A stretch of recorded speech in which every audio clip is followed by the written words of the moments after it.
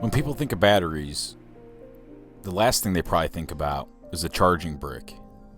And I'm not talking about the charging bricks that you use to charge devices like computers, laptops, and phones. I'm talking about red bricks. Here's a post from Business Insider, India. It says red bricks are used to put up nearly every building on the plane.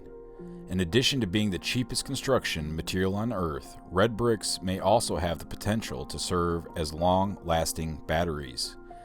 A new use case presented by the researchers at Washington University show how red bricks can be turned into energy storage units that can be charged to hold electricity, like a battery. It's not a new kind of brick, and it's not a unique creation from some lab. These red bricks are ordinary, run-of-the-mill red bricks that are available at any construction site. We're going to start at West 6th and Brown in Davenport, Iowa. I've actually spent some time here over the years. A good friend of mine used to own it. Unfortunately, a few years back, he passed away, and a short time after that, the red brick mansion was burned to the ground.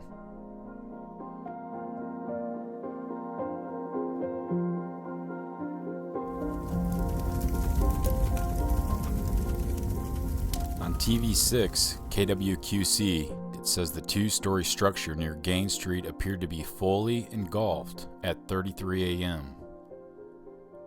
It was my friend's passion and dream to fix up this old mansion and one day for him and his family to live in it. The place needed a lot of work, but if anyone could do it, he was the man for the job. The east side of the house had foundational issues, amongst many other things. And I remember him removing the exterior wall, brick by brick. He mentioned to me one day how he didn't understand why the brick wall went down below the foundation.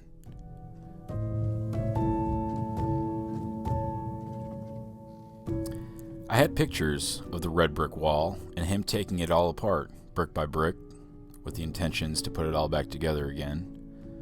But they've been lost and I cannot find them. However, I do remember getting some footage of the house with one of my first drones years ago.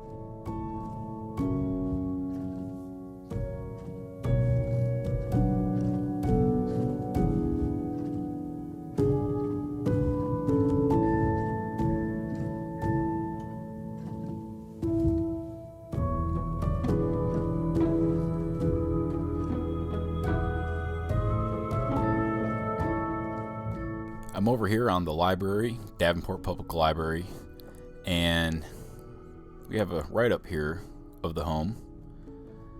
Belonged to H.H. Andreessen, 726 West 6th Street. It says, thanks to the notice of P.C. Harding's sale of the property to Andreessen in the Davenport Daily Gazette on March 3rd, 1880, we know the site was covered with choice fruit trees and shrubs atop the bluff with as fine a view of the river as there is to be found in this city. Andreessen was congratulated in securing such a desirable home in a pleasant neighborhood with convenience to business in the city, a bargain at $6,000 cash. It says Andreessen built his house on the property 6 years after the purchase, possibly enlarging a smaller brick structure that was dating from 1865 to 1870. And here we have a layout of the home. I remember walking through and there was like a maid's quarters. And this is where the red tower was. Almost as soon as it was complete, Andreessen's handsome new residence on 6th Street suffered its first misfortune. On August 15th, 1886, the home was struck by lightning.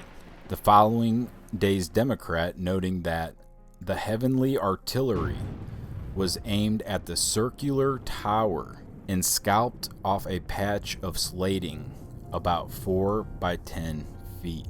A slight blaze at the rear of the Andreessen's residence caused by the explosion of some chemicals in the basement.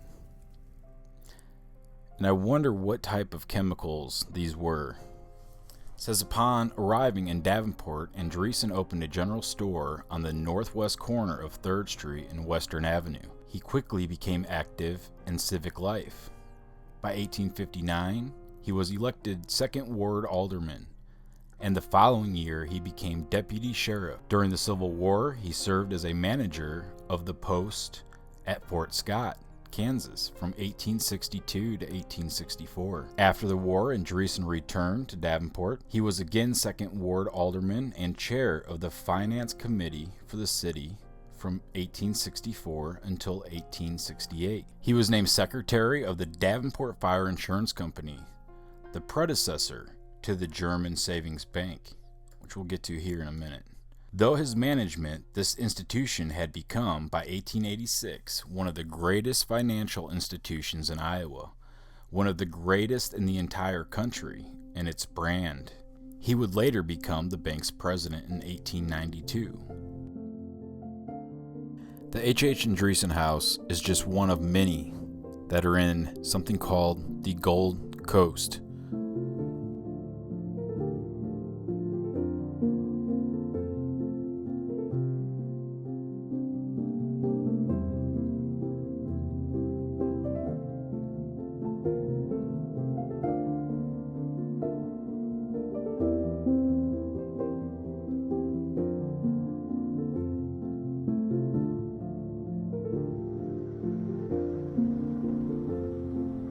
Let's move along to a park we'll find at Fair and Central Park. Many people know it to be Vandeviere.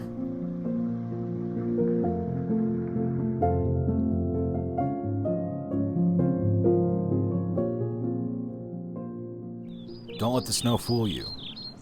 This is a very spectacular park. In the spring, summer, fall, and even winter. Quite a bit of work, design, and history can be found here at Vandeviere.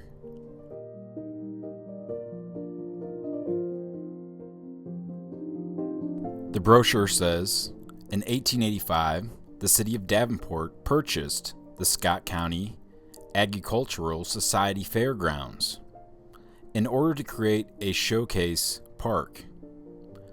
We know that it contained a half-mile racetrack with grandstand and a floral display hall.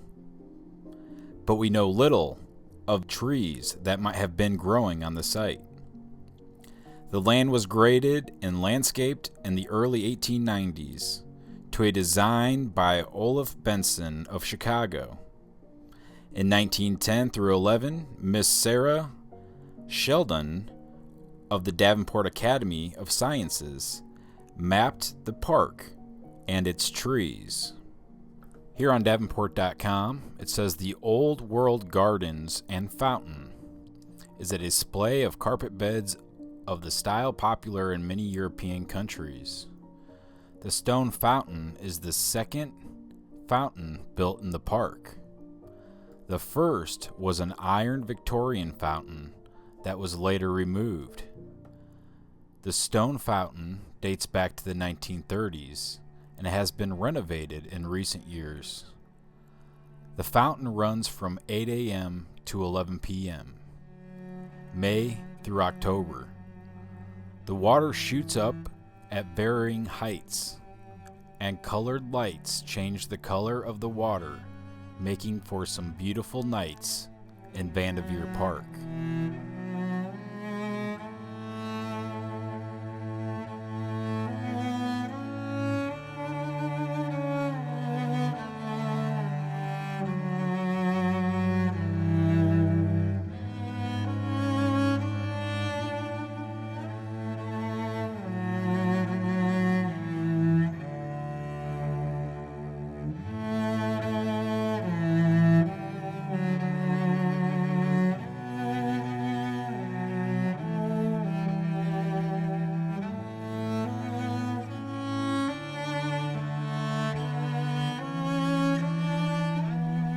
During the spring, summer, and fall, Vandeviere Park just explodes with color. It really is a spectacular sight. Here I am walking down the walkway, which leads from one fountain to the next. I think I counted 25 trees on each side. Here I am at QC Trails, and we see Vandeviere Botanical Park walking path. Again, it says it was established in 1885. Gardens and floral displays have been a tradition at this beautiful 33-acre park. And from the bird's eye view, it starts to get a little bit more interesting. Vandeviere is a popular place for walking, both on the Grand Alley and the outside perimeter. The Grand Alley, a prominent walkway of trees and gardens, leads to the popular stone fountain, a fountain of dancing, billowing water and changing lights. The outside perimeter walkway is busy day and night, providing a 0.9-mile lap for fitness enthusiasts. Here we are on Google Earth. You can get an overhead view of what's going on here. You see we have the lagoon over here, the rose garden over here. This is the long alley walk that leads to the fountain down here.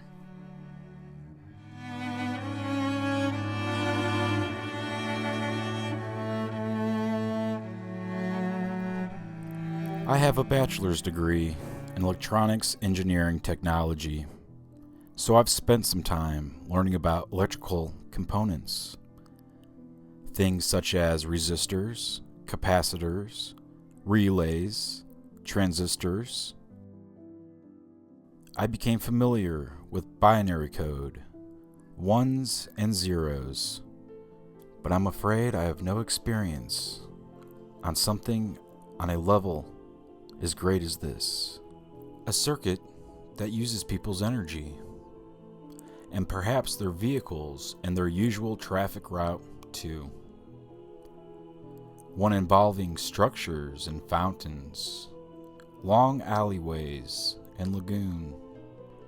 We'll start here in the lagoon and follow this pathway past the conservatory and through the rose garden, in which we'll see a fountain here. We'll travel down the long alley and reach the stone fountain. Let's see what else we can find and take a closer look at how this circuit is mapped out. We run into this.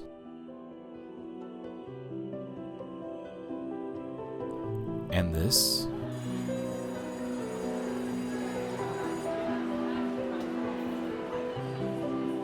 And this. Here we are looking east at the monument, and here we are looking west. Here on Wiki, it says a movement to erect a monument began in 1865, when an association was created to establish a monument to President Abraham Lincoln after his assassination. The Lincoln Monument Association of Scott County, Iowa, was incorporated on May 25, 1865. After 6 years, the association collected $529.25, with the accumulated interest of $148.50. The total amount they had for the monument amounted to $707.40. Nicholas February offered to donate $1,300 if the monument would be erected to Scott County Civil War dead instead. After accepting the offer, donations to the monument fund increased. A site was chosen in the middle of Main Street between Grace Cathedral, now Trinity Cathedral, and Griswold College, now the campus of Davenport Central High School. At one time, patriotic exercises were held at the monument each Memorial Day.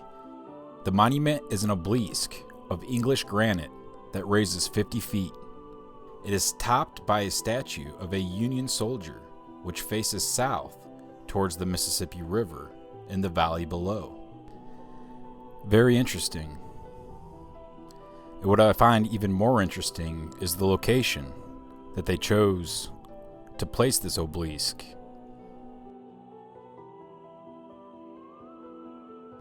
Here I am on River Drive, and for those of you who have watched Exploring History, Davenport, Iowa, Part 1, may recognize the building on the left to be the First National Bank. And directly in front of us, we can see the obelisk. And directly behind us, we have another obelisk. The Dillon Fountain. Upon his death in 1914, Judge John F. Dillon bequeathed $10,000 to the city of Davenport to construct a fountain in the city that he called home. In 1921, the city dedicated the Dillon Fountain as part of its efforts to improve the riverfront. The neoclassical fountain continues to be a significant focal point for the riverfront and a memorial to a leading citizen of early Davenport.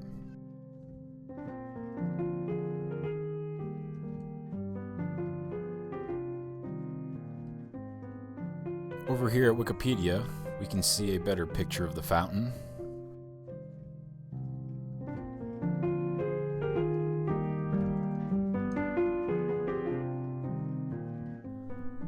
We can see here that Dillon was nominated by President Grant on December 9, 1869, to the United States Circuit Courts for the 8th Circuit. Very interesting.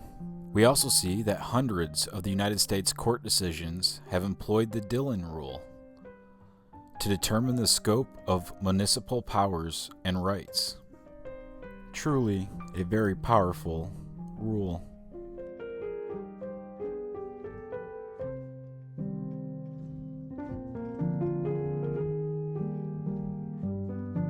Though I find this story very interesting, what I find even more is the placement of the obelisk. The obelisk in itself is a particular item, and the history of such is quite meaningful. And every circuit needs a current, and what's better than the mighty Mississippi? And we cannot forget where we started from, or where we ended up.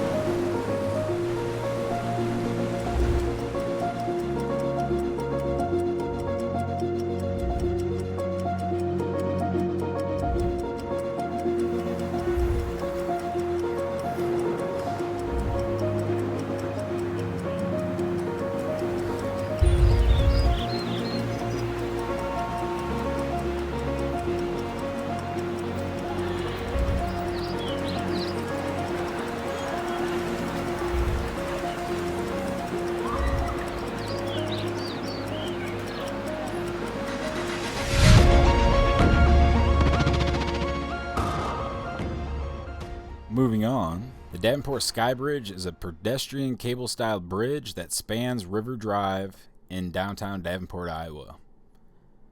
It connects LeClaire Park to a courtyard and parking ramp on 2nd Street, located near the River Music Experience. The bridge, completed in 2005, is 50 feet tall, 575 feet long, and features 99 feet columns I've often heard it referred to as the bridge that leads to nowhere, but that simply isn't true. This is the bridge that leads to the sky. The Sky Bridge.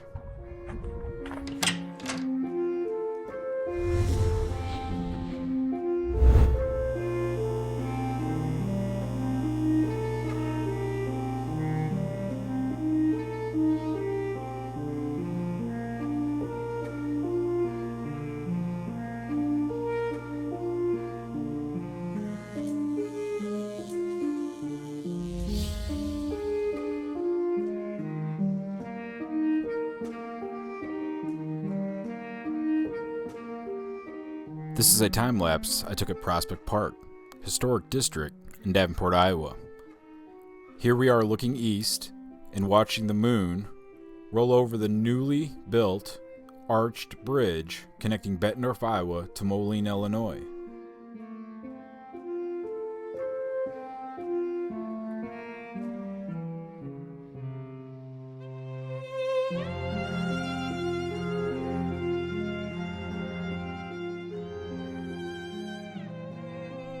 Back to the Sky Bridge.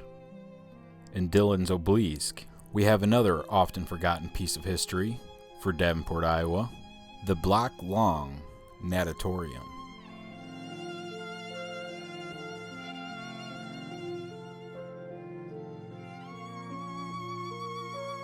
It says here, the Natatorium, public swimming pool pictured above, located here from 1922 to 1977, was one of Davenport's public facilities, successfully integrated during the Civil Rights Movement. In the later 1950s, members of Davenport's African American community no longer accepted the whites-only admissions policy. After all, they were taxpayers too. Their protest, with support from the Catholic Interracial Council, led to what city officials considered as a reasonable compromise. The pool opened once a week to blacks only. The pool would then be drained and refilled before whites would use it. In response to this, Charles and Ann Tooney built a swimming pool behind their home at 1010 Western.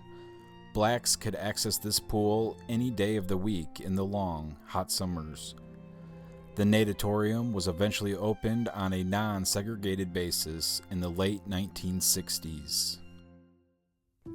Here on Retro Quad City's Facebook page, it says in 1980, the Natatorium, which had been renamed several years before as the LeClaire Pool, was demolished and replaced by green space. The green space was later converted to a parking lot, which still covers the site today. I found another interesting write-up on the QC Times. Urban myth about Nat isn't true. It says truth can easily escape. Surely it can. One persistent urban myth surrounds the old Natatorium, once Davenport's block-long downtown swimming pool at the foot of Main Street. It was built in 1922. The urban myth makes the claim that for years African Americans were permitted to swim at Nat only one day a week. Then the 500,000 gallons of water would be drained and the pool refilled the next day. This unbelievable story was told and retold so many times that a plaque stating just that was posted in 2011 during an effort to create a civil rights walking trail. 7 plaques were unveiled at the sites that also included a soda fountain and a barber shop.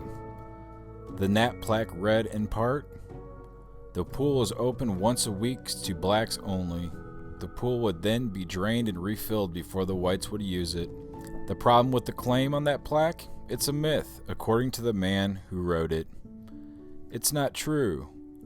I wrote the copy. I'm responsible, says Art Pitts of Moline. I heard the pool draining story so many times that I thought it was true. How many times have we heard something so many times and believed it was true? That is backed up by Ruth Johnson. I remember black kids on our swimming team, she said. I have no recollection of any segregation policy.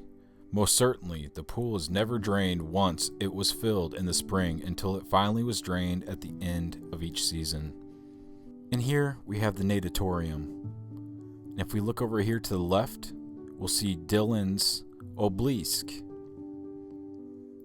I believe the swimmers would come through here, enter these doors, and here we have the city block long fence. And here we have another picture with looks like some bricklayers creating this wall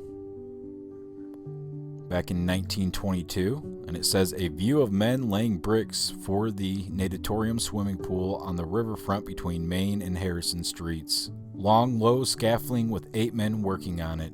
Upper stories of buildings facing River Drive between Harrison and Brady in the background.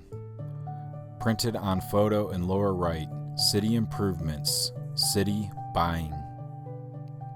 As long as we're talking about city block-long pools and the current of the great mighty Mississippi, let's talk about the notorious flooding that occurs in Davenport, Iowa.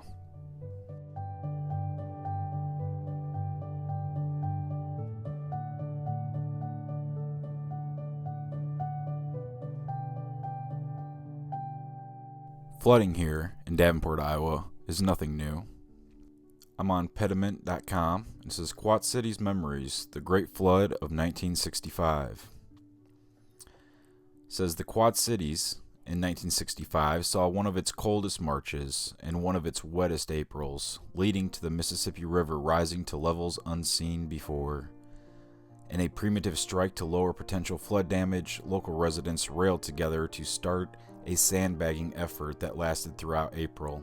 Some areas around the Mississippi River managed to avoid major damage, but the Great Flood caused about $125 million in damage overall.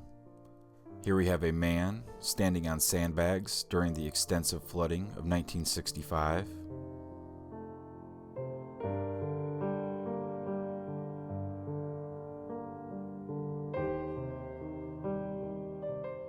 Here we have another man in 1952.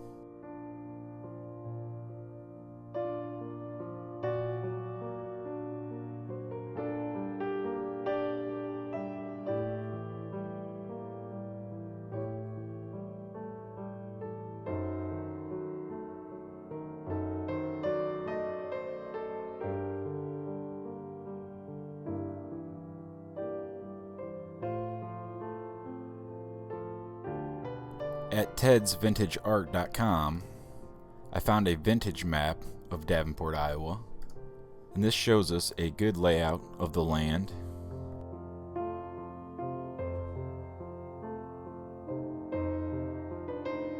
Let's take a stroll down memory lane.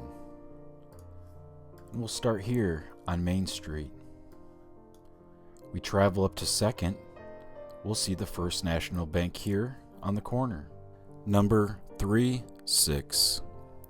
We'll move right along. And going up the hill, the Palmer Chiropractic School.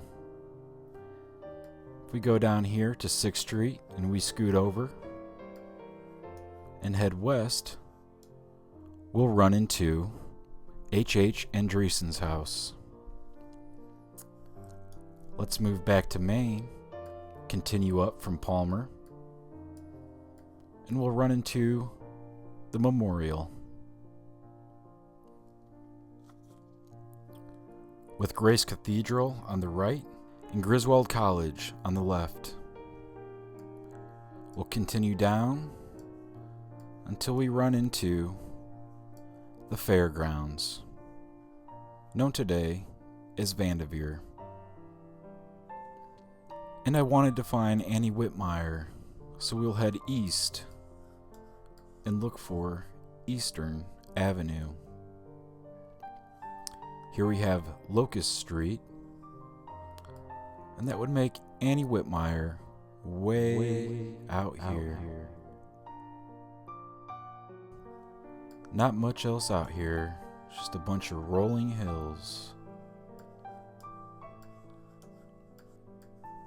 Slide back to the river and have a look at some of these buildings.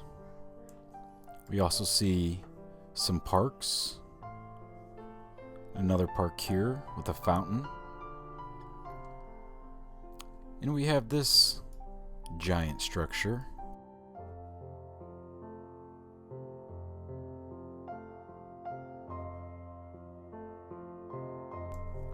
The Courthouse, which looks very different today.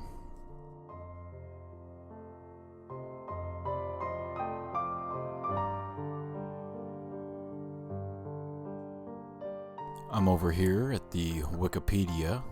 It says Scott County Courthouse in Davenport, Iowa, United States, was built from 1955 to 1956 and extensively renovated over a 10-year period between 1998 and 2009. It is the third building the county has used for court functions and country and county administration. It is part of a larger county complex that includes the county jail, administration building, and juvenile detention facility. In 2020, the courthouse was included as a contributing property in the Davenport Downtown Commercial Historic District on the National Register of Historic Places. It says Scott County was established in 1837. Until this time, the area had been part of Des Moines County. The first court sessions in the county were held at St. Anthony's Catholic Church. The county's first courthouse was a Greek Revival building built in 1842. It was a two-story structure that featured stately columns and a round cupola. As the county grew, a larger courthouse was needed. The large central dome rose to a height of 150 feet and weighed 11,025 tons. The four corners of the building were marked by towers. The exterior was decorated with elements symbolizing the pioneer experience and life in the Mississippi River Valley. The courthouse, however, was built on sandy soil and slowly sank. The large vault, which had been built on the ground floor, dropped below ground level. Strange how a large vault would just drop below ground level. A stairway was constructed down into the vault. Around 1930, termites began to eat away at the wood beams that supported the structure. The building continued to sink into the sandy soil it was built on. To help alleviate the weight of the building, the dome was removed in 1932. The courthouse continued to sink, so the tower wall was torn down the following year. This time, 450 tons of brick, which had supported the dome, were removed. Chemicals and other methods were used to get rid of the termites, but they failed. Scott County voters approved a $1.5 million bond issue in 1945 to build a new courthouse, and the old structure was finally torn down in March 1955. What a story. Unbelievable. And in this photo, we have a few people hanging out. Up here on the ladder,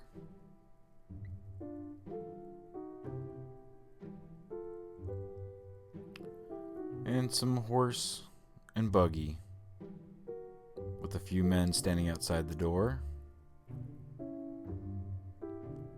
And this is at the fire station, but I'm not sure if these are firemen. But I am sure that that is a heavy-duty ladder. And behind them is the state capitol building.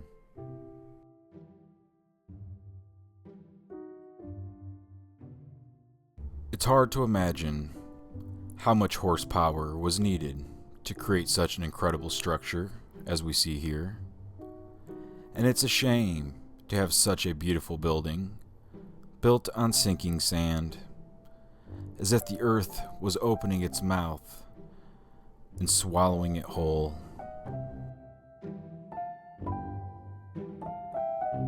I really don't know what's going on here, but we have a small child and a pig. Either way, something very strange to put on a courthouse.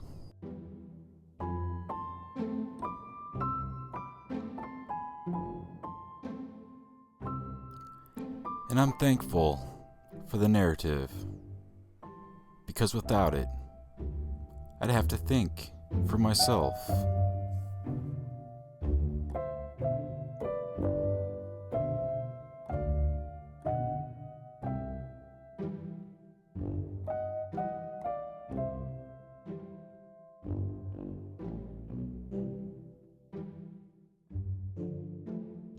And I think this is a good place to end the video, but I'd like to leave you with an article on Des Moines Register. It says construction work unearths pieces of Davenport's past. It says dig deep enough underneath Davenport streets and a piece of the past is revealed. Since closing Harrison Street to traffic on August 17th, construction crews have shaved off several inches of asphalt, unraveling a ribbon of history from the hilltop to downtown. The narration continues to say there are remainders of Davenport's German heritage and breweries long ago shut down. Since there were no city sewers, the fly-infested, fomenting slurry mash lazily oozed out of the brewery and made its slow descent down along the ditch beside the public roadway towards the river, leading locals to more appropriately refer to it as the trench. One doesn't have to get into the gutter to learn the history of this major Davenport thoroughfare. Each layer under the surface tells a story. And yes, it does. To repair one 12-foot wide patch near Central High School, crews dug down 6 feet to the subbase. Revealed were remnants of the city's transportation's past. After cutting through 7 to 8 inches of asphalt and concrete, they found the wooden ties and rails that used to carry the Harrison Street trolley in the 1920s. Digging a little deeper, they found the brick pavers on which horses drew carriages in the 1880s. Anderson called it a testimonial to the endurance of brick streets. When the original 3-6 blocks of Davenport were laid out in 1835, Harrison was actually called Ditch Street because of a ravine that it bordered. Underneath the old tracks are sewer pipes made out of brick.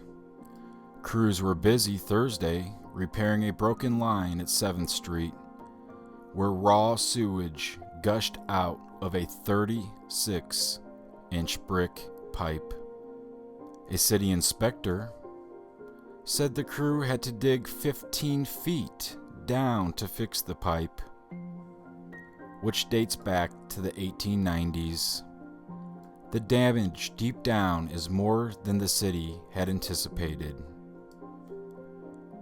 We're taking out more brick here than we thought, he said. Anderson said she would not be surprised if they found a few beer bottles under there.